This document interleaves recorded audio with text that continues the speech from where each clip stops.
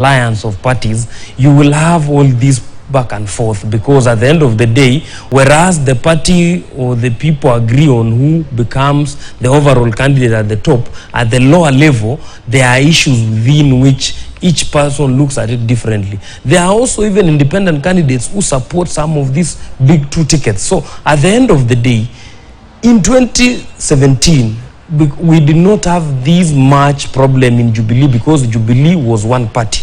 But there was an issue in Kirinyaga, if you remember, because when Uhuru Kenyatta and William Ruto went there to campaign, they could not even, Uhuru Kenyatta could not endorse the Jubilee candidate who was governor, the sitting governor, Governor Waiguru.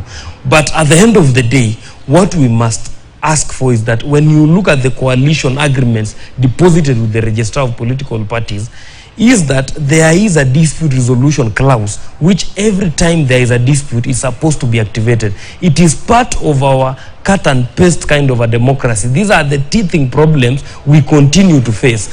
And at a personal level, I do not advocate at any level as a serious Kenyan this six-piece kind of voting, because the six-piece kind of voting is what brought us Mike Sonko. It's what brought us Waititu here. So at the end of the day, we need to allow Kenyans to take their role and vote. If people agree that they support a presidential candidate at the highest level, allow them latitude at the lower level to vote for any leader, because at the end of the day, winning of an election, Fred, is about maximization of the voters. If voters come out and vote for two candidates from the same coalition, they'll split the votes and the weakest candidates will walk in. A case, for example, in Kiambu.